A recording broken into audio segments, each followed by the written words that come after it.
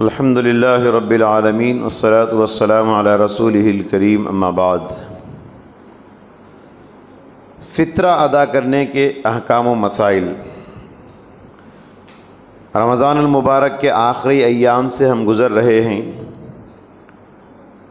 تو فطرہ ہر گھر سے ہم لوگ ادا کرتے ہیں۔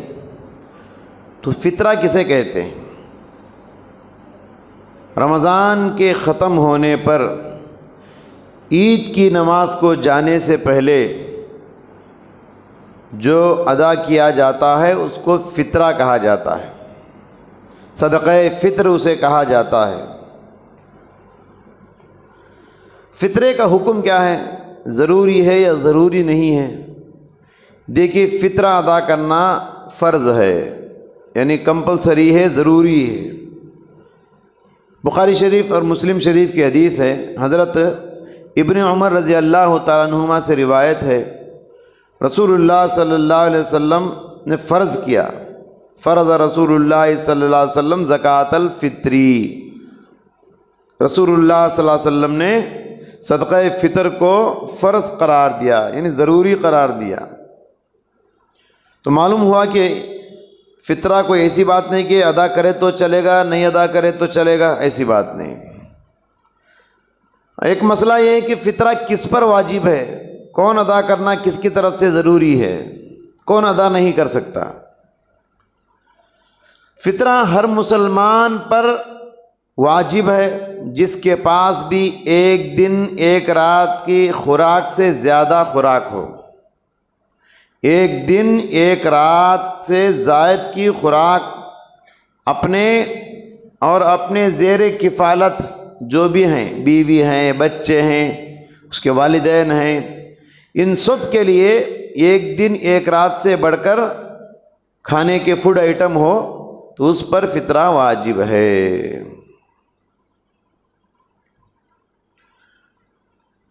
اسی طریقے سے حضرت ابن عمر رضی اللہ تعالیٰ عنہما سے روایت ہے کہ امر رسول اللہ صلی اللہ علیہ وسلم بصدقۃ الفطر عن الصغیر والکبیر علی الحد والحر۔ اللہ کے نبی صلی اللہ علیہ وسلم نے حکم دیا، نبی کا حکم ضروری ہوتا ہے۔ کیا حکم دیا؟ کہ فطرہ ادا کرے، چھوٹے کی طرف سے، بڑے کی طرف سے، آزاد کی طرف سے، غلام کی طرف سے، جن کی خوراک کھلانا پلانا تمہارے ذمے ہو، ان کی طرف سے فطرہ ادا کرنے کا حکم پیارے نبی نے دیا ہے۔ تو معلوم یہ ہوا کہ گھر میں چھوٹے ہوں، بڑے ہوں، مرد ہوں، عورت ہو، آزاد ہو، غلام ہو، سب کی طرف سے ادا کرنا ہے فطرہ۔ یہاں ایک بات یہ یاد رکھیں کہ غلام سے مراد ہمارے گھروں میں جو اجرت پہ کام کرتے ہیں، پیسہ لے کے گھر کی خدمت کرتے ہیں، دکان کی خدمت کرتے ہیں، نوکر جسے ملازم یا چھوکرا ہم کہتے ہیں، اس کی طرف سے فطرہ ہم پر فرض نہیں ہے، وہ اپنا ادا کر لے گا۔ جمہور کے نزدیک ماہ رمضان کے آخری دن سورج ڈوبتے ہی صدقہ فطر واجب ہوتا ہے، یعنی چاند جس دن دیکھتے ہیں ہم سورج ڈوبتے ہی، اس وقت صدقہ فطر واجب ہوتا ہے۔ ادا کرنے کا صحیح وقت وہی ہے، سورج ڈوبنے کے بعد سے لے کر عید الفطر کی نماز کو جانے سے پہلے تک، اس وقت میں فطرہ ادا کرنا ہے، یہ آخری وقت میں۔ تو کہا کہ سورج ڈوبتے ہی فطرہ واجب ہوتا ہے، لہٰذا جو اس سے پہلے پیدا ہو اس کی طرف سے بھی فطرہ ادا کیا جائے۔ کوئی بچہ سورج ڈوبنے سے پہلے پیدا ہوا، اس پر بھی فطرہ ہے۔ اگر سورج ڈوبنے کے بعد پیدا ہوا ہے تو پھر اس پر فطرہ نہیں ہے، آپ کی مرضی ہے۔ پھر صدقہ فطر کے واجب ہونے کے لیے زکوٰۃ کا نصاب کو پہنچنا ضروری نہیں ہے۔ کچھ لوگ کیا سمجھتے ہیں، ہم پر صدقہ فطر واجب نہیں کیونکہ ہمارے پاس زکوٰۃ کا مال بھی نہیں ہے، زکوٰۃ ادا کرنے کے لیے اتنا مال بھی نہیں ہے، اتنا سونا اتنا پیسہ نہیں ہے۔ تو دیکھیے زکوٰۃ کے نصاب کو پہنچنا ضروری نہیں فطرہ ادا کرنے کے لیے، ایک دن ایک رات سے بڑھ کر آپ کے پاس خوراک ہو تو آپ پر فطرہ واجب ہے۔ فطرہ ادا کرنے کا حکم کیوں ہے؟ اس میں حکمت کیا ہے؟ صدقہ فطر کی مشروعیت کی دو حکمتیں حدیث میں اللہ کے نبی صلی اللہ علیہ وسلم نے بیان فرمائی ہے۔ ابو داؤد اور ابن ماجہ کی حدیث ہے۔ ابن عباس رضی اللہ تعالیٰ عنہما سے روایت ہے، فرض رسول اللہ صلی اللہ علیہ وسلم زکوٰۃ الفطر طہرۃ للصائم من اللغو والرفث وطعمۃ للمساکین۔ اللہ کے نبی صلی اللہ علیہ وسلم نے فطرے کو فرض کیا ہے۔ کیوں فرض کیا ہے؟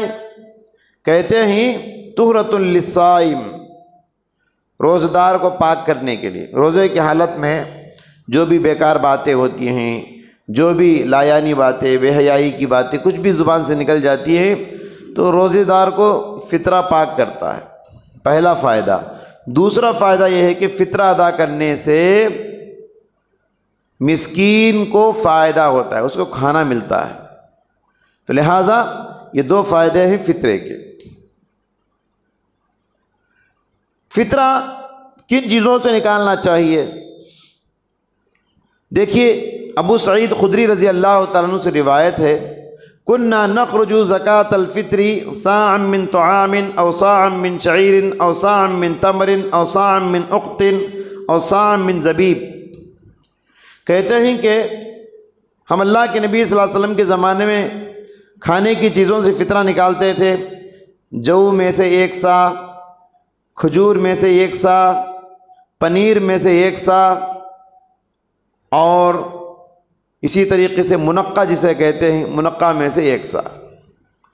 تو معلوم ہوا کہ 1 سا فطرہ نکالنا یہ ہر آدمی کی طرف سے واجب ہے۔ ایک اور حدیث میں ہے ستو کے آٹے میں بھی ہم فطرہ نکالتے تھے۔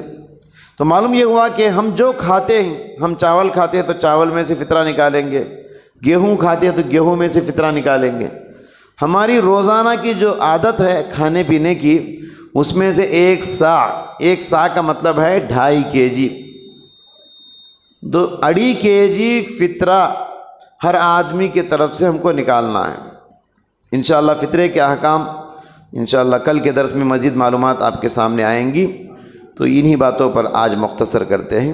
دعا ہے اللہ تعالیٰ سے اللہ تعالیٰ ہم سب کو فطرے کے احکام کو ملحوظ رکھنے کی توفیق عطا فرمائے۔ وآخر دعوانا الحمدللہ رب العالمین۔